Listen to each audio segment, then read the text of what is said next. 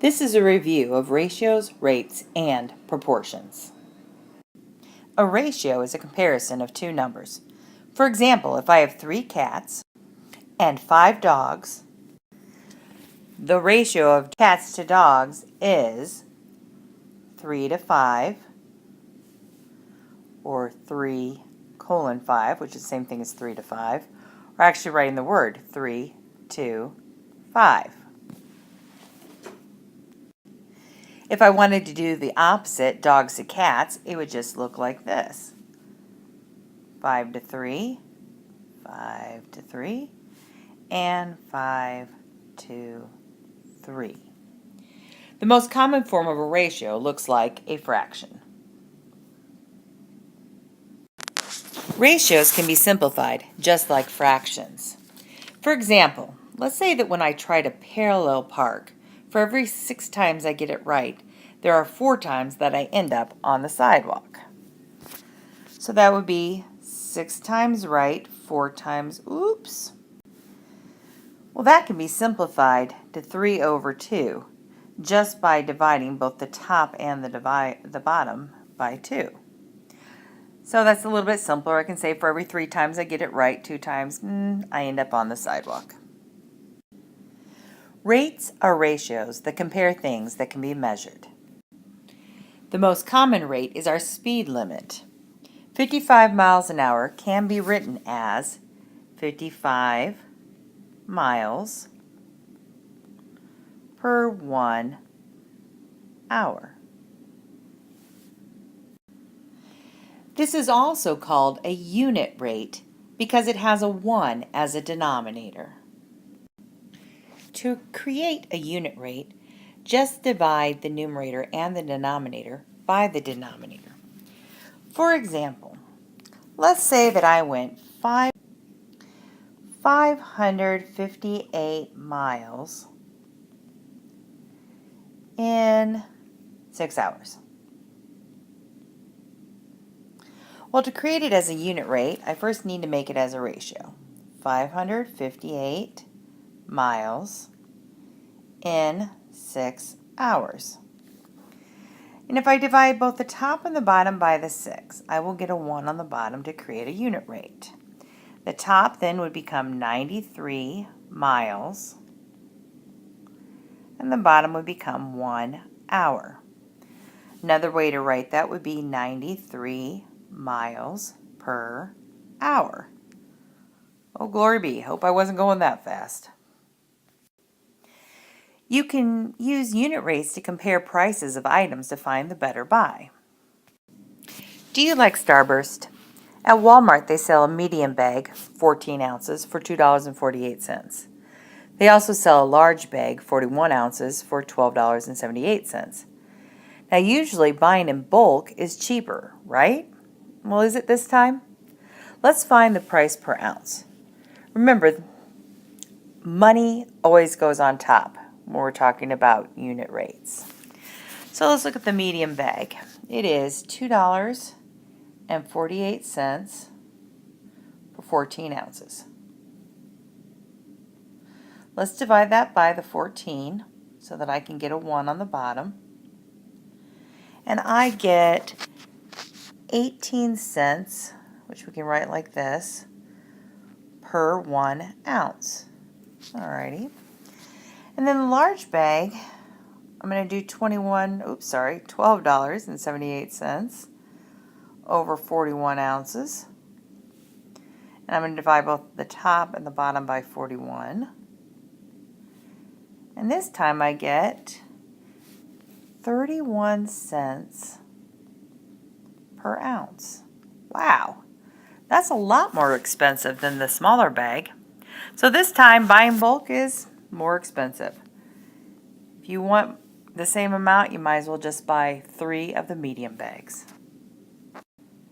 Now let's talk about proportions. When you put 2 ratios that equal each other on either side of an equal sign, you've created a proportion. For example, 1/2 equals 3/6. There, I've created a proportion. Here's another one. 2/3 equals 20 over 30. Again, if I have two ratios that equal each other, I put a little equal sign between them, I have created a proportion. What could you put with 2/5 to make a proportion? If I multiply the 2 and the 5 by 2, I would get 4/10. There you go, I made a proportion. Or I could take the 2/5 and I could multiply both of them by 3 and get 6/15. I get a little bit more fancy than that, and I could multiply the 2 and the 5 by 10 and get 20/50.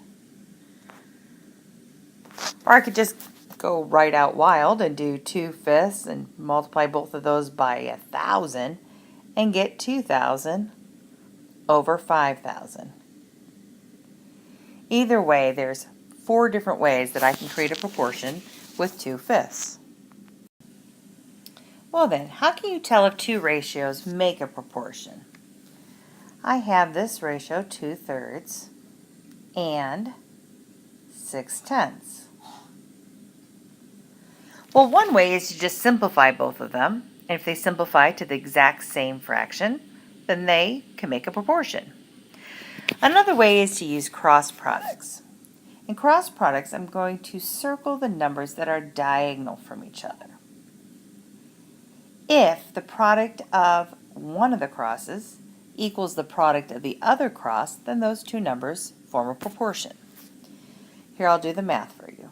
The question is, does 2 times 10 equal 3 times 6? Well, of course not. 2 times 10 is 20. 3 times 6 is 18. They do not equal each other, and so those two numbers cannot form a proportion. Here is another pair of numbers, 4/6 and 6/9. And I will circle the cross products, and then ask, is 4 times 9 equal to 6 times 6? And this time the answer is yes. Both of them equal 36. So those two numbers could be put together and form a proportion. 4/6 equals 6/9. You can use cross products with a proportion to find a missing number. Here we have 6/14 equals something over 21. In this case, I am telling you it is a proportion, so the cross products are going to equal each other. When I do the circles, I'm only going to circle the cross that has the two numbers. That way my letter stands out. I'm going to start with 14 times x, with the one that is not circled, equals 6 times 21. 14x I'm going to keep right now, but I'm going to solve the 6 times 21, and that is 126. Now I'm not done, because I don't want to know what 14x equals. I want to know what x equals by itself. So to get rid of that 14, we're going to divide both sides by 14. And I get x equals 9. So the answer to the missing number is 9. It would go right up there. Knowing how to find a missing number in a proportion will help you solve many problems. Let's say that I'm painting my walls downstairs, all of them downstairs, and they need 2 coats of paint. I found that 2 gallons of paint will cover 3 of my walls, but I have 13 walls. So how much paint do I need to buy?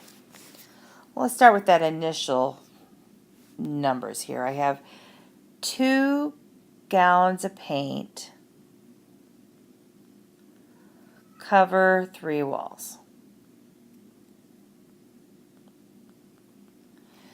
So what would that look like? That'd be 2 over 3, correct?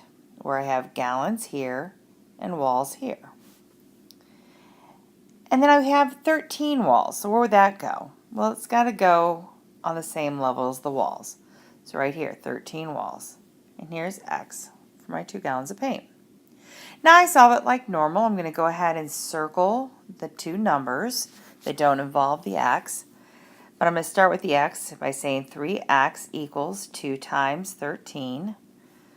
And 3x equals 2 times 13 is 26. Divide by 3, divide by 3. And x equals 8.6 repeating. Well, I'm not going to buy a 0.6 repeating gallon of paint. And so the answer is I'm going to buy 9 gallons of paint.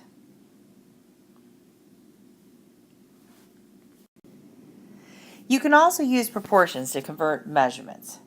For example, I have 80 ounces of rice. How many pounds is that? So I'm going to move that to 80 ounces, 2 pounds. Well, the first thing I want to do is I want to label my units. I'm going to do that with a fraction.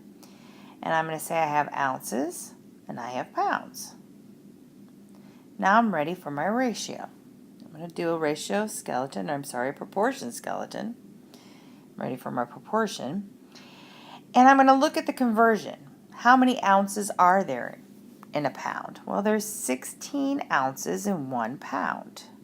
So the ounces go here and the pound goes here. Now I have 80 ounces. So I'm going to put the 80 in the same row with the ounces and put an X here because that's what I'm looking for pounds.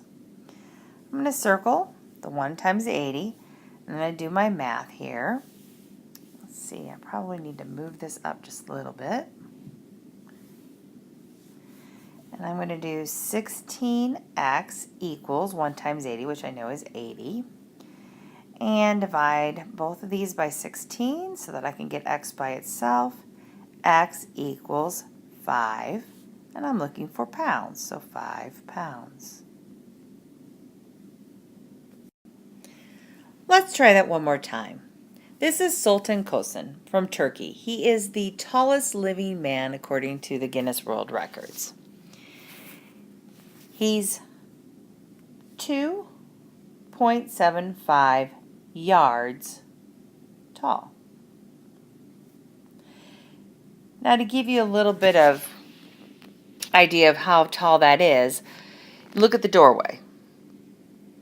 The doorway is just over 2 yards tall. So he is almost another yard taller than that. But how much is that in feet? What is 2.75 yards to feet? Well, let's shrink this picture here and move this over here.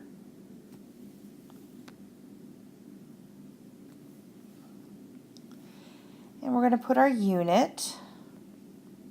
Our unit fraction tells us that we will have yards to feet.